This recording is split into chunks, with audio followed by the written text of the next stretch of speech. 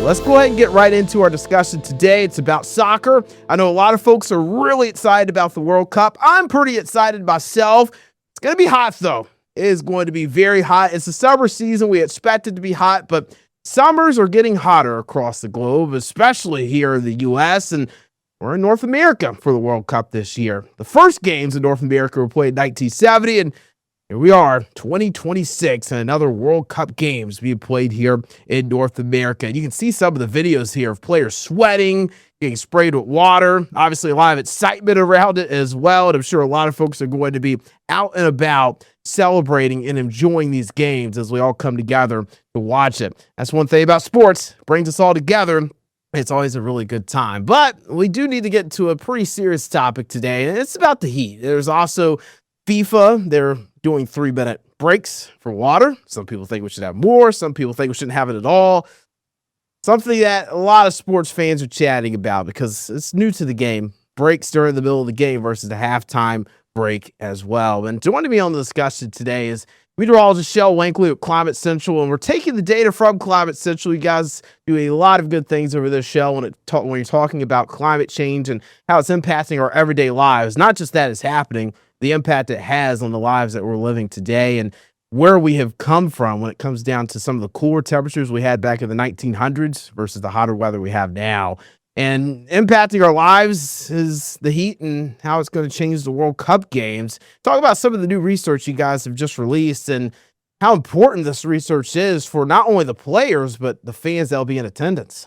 Yeah, I think that's what's really interesting about it. That's one of those things, right? Like we need to understand just how climate change is impacting the things that we do every single day, the things that we love. And for a lot of us, that is this beautiful game that is soccer, or as most of the world calls it, football, right? So we really wanted to understand this big moment where there's going to be all these countries, all these teams, all these fans that are coming to the United States, that how it's going to really impact you. And so we really focused in on player performance because we know that that is a thing that heat really impacts, but also we can use this information to understand how does it impact you as a fan that's sitting in the stadium? How does it impact the officials that are running up and down the pitch just as much as these players are and have to be really sharp to make those decisions? So you've got this on the screen here. I think this is really interesting. We started at a very base level. So they did this from the 2014 World Cup in Brazil. And the study found that the temperature of 82.4 degrees is pretty much that number where once you reach it, once you cross it, that's where player performance really starts to come down. So we're talking about slower matches, not as sharp playing, like those are the things that we're watching. So what we really wanted to understand was what are the odds? And it's pretty high because it is June and July in North America and the United States as well. But what are the odds that performance impairing heat is going to be inflicted on these players? But then how much of that has been added by human-caused climate change as well?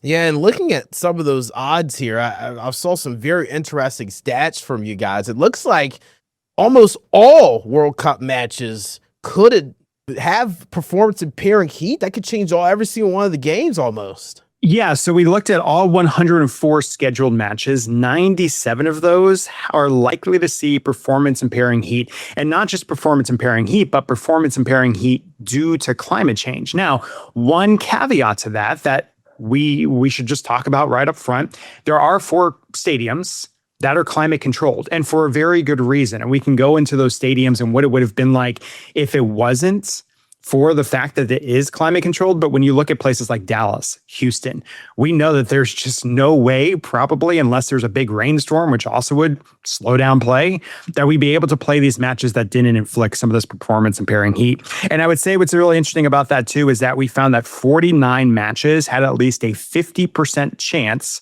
of a performance impairing heat. So pretty high likelihood that we would see that threshold get met and then surpassed as well.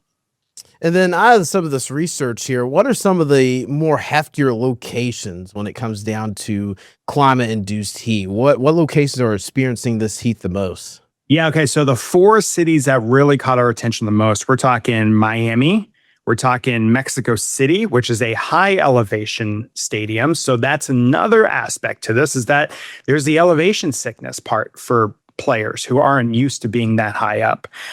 We've got Guadalajara, and then we've also got Houston. Of those four, the only stadium that is climate controlled is the stadium in Houston.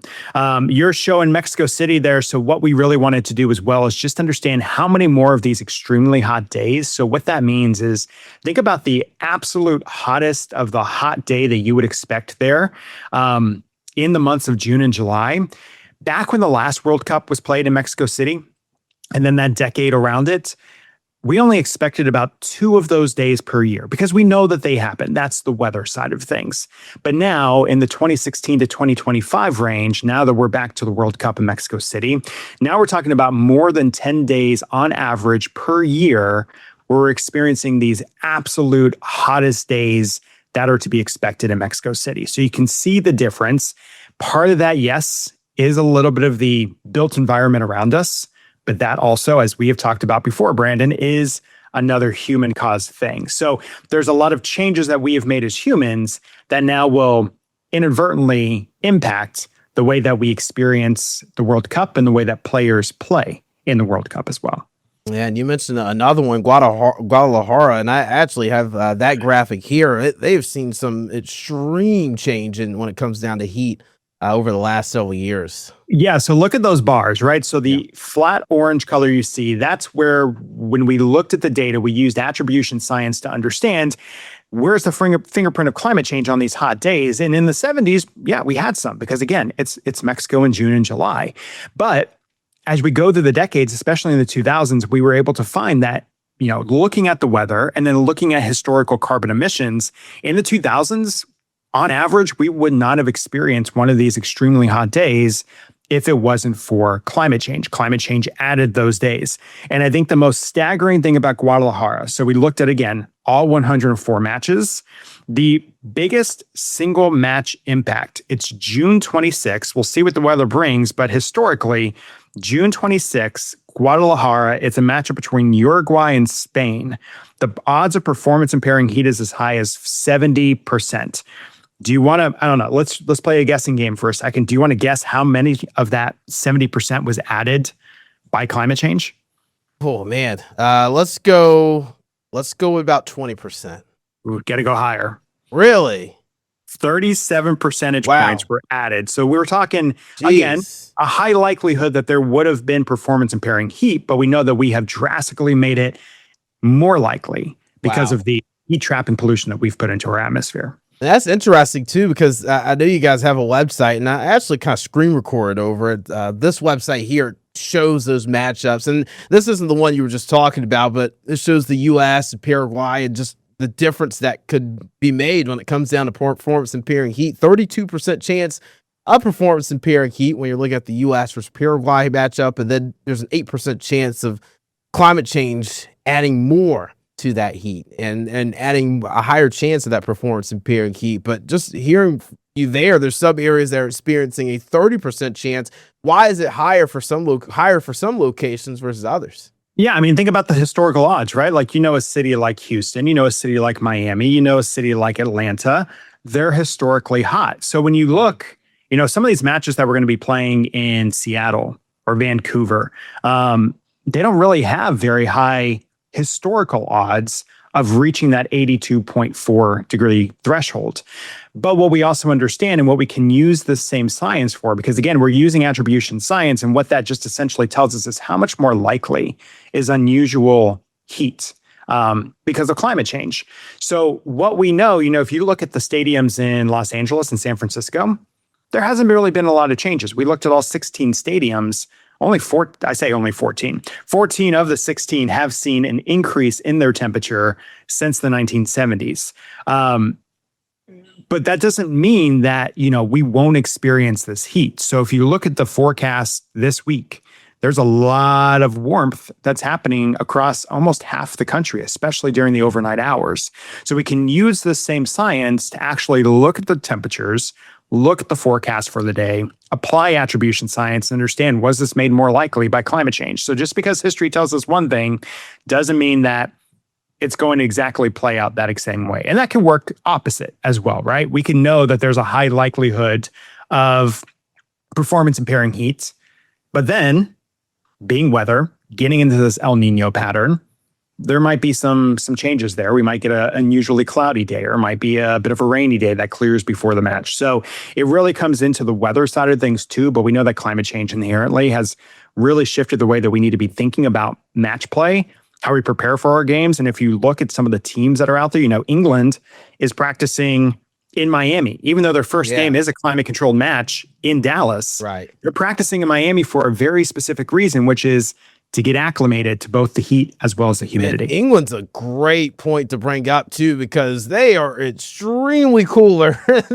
than we are during the summer months. They don't experience as much performance in period heat when looking at that 82 degrees Fahrenheit temperature there. So it's like, how do they train for something like this? I know they have facilities where you can add heat and make the temperature hotter. You can get it up to about 100 degrees in some buildings. And also, like, I know there's like a place, here in the US, it's called Hot Wax. You can go to the place, you can sweat and you get the humid air, you can condition yourself. But it just seems like it's much different when you're always in it. Like here in the US, if you live in a spot like Houston or Dallas, or you live in Florida, you're always experiencing the heat and humidity. Your body's used to it, versus England coming over.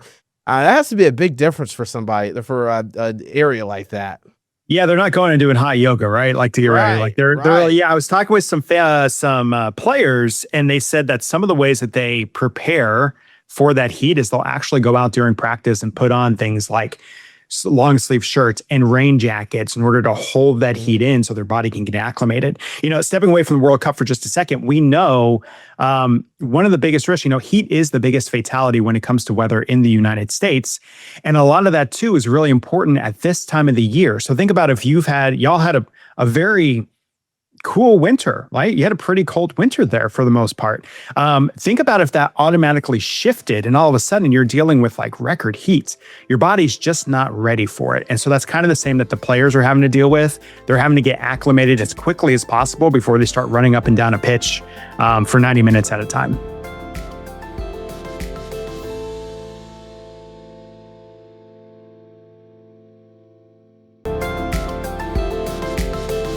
FIFA's actually putting in some ways to try and protect the players from some of those heat risks that you were mentioning, Shell, just before the break. There's going to be 3-minute hydration breaks in each half for all 104 matchups of the World Cup starting this week in the U.S., Mexico, and Canada. So these breaks have led to some controversy. I've actually talked to some soccer fans here in my building. Some people just can't stand the breaks. It's like it's changing the game. It's coaches are allowed to talk to the players. And soccer is one of those sports, Shell, where there's not typically a lot of breaks. In football, you have breaks. You have quarter breaks. There's different possessions. Players are getting off the field a lot more. Basketball, there's more timeouts, more substitutions. Soccer, they're just playing constantly. They're sprinting constantly. The flow of the game's changing constantly. And these timeouts, these little breaks, it seems like could change the game a little bit. What are your thoughts on these 3-minute breaks? And should the breaks actually be longer? 3 minutes doesn't seem like a long time to be sitting on the sidelines and hydrating when you're talking about 90 to 100 degree days and very humid days, making it feel even higher than that. Yeah, it's really interesting because one, like that's part of the soccer game, right? Which team is, we're talking like the most elite athletes that are about to be playing these games. So that's part of the match is like, can you have the stamina to be able to run the entire time? Now, what's really interesting, there's a lot of takes on these 3-minute cooling breaks. I actually was talking with a couple of soccer players about this as well.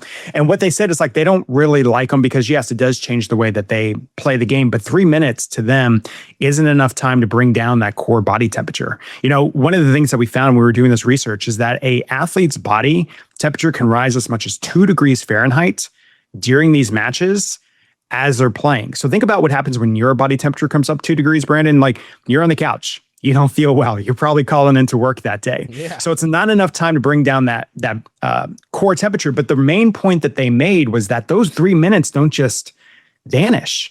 They get tacked on to the end for extra time. So now, we've instituted these cooling breaks, but now we're just putting it at the very end of the match, when you're already just way overheated and you're already super tired and you're already facing some sort of bonus time anyway.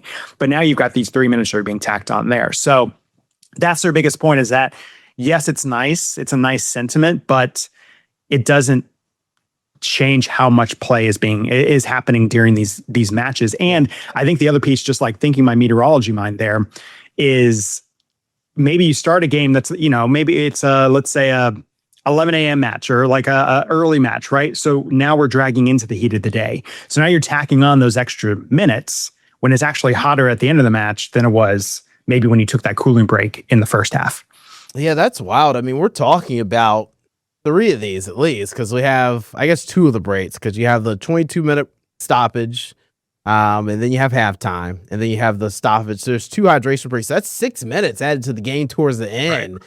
Man, that is a lot of time, and that doesn't even include the extra time that might be added due to penalties and other things. Because I mean, like yesterday, I was actually out and about. We've got something called the Cookout Summer Shootout at Charlotte Motor Speedway. Big race fan here. My fiance and I were out there at that, and I got dehydrated just sitting down in the humidity. I'm just sitting there.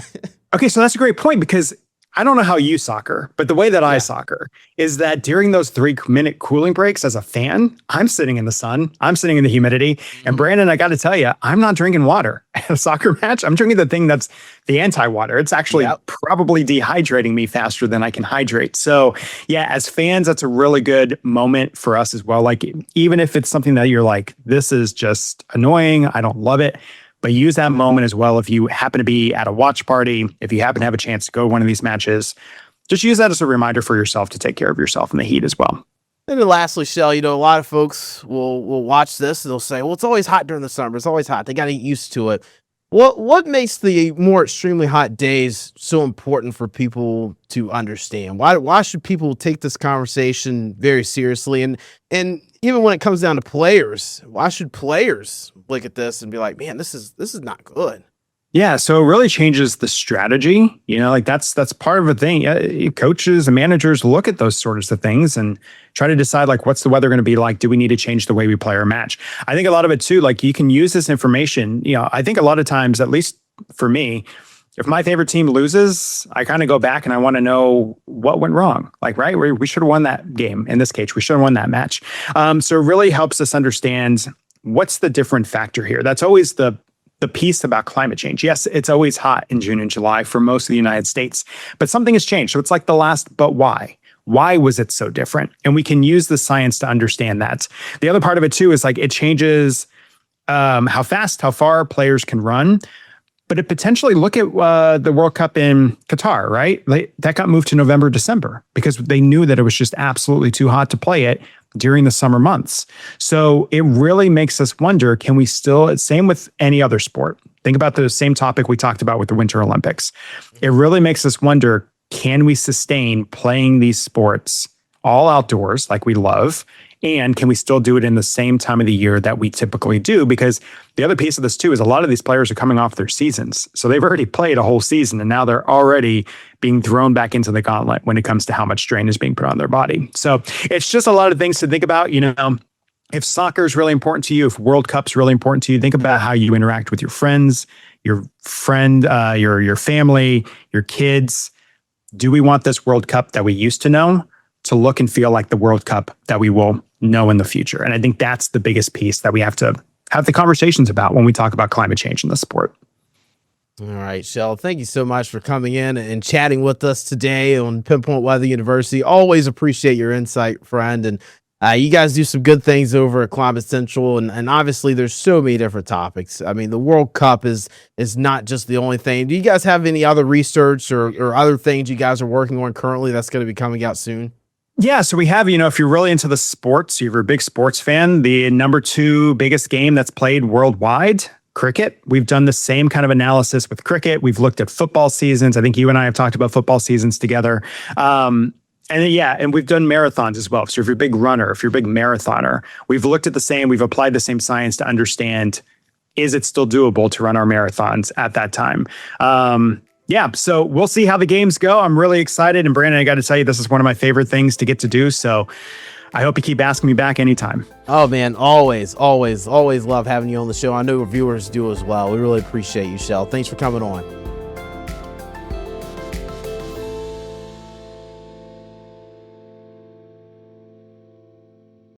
Queen City News Plus. Just search Queen City News on your smart TV's app store.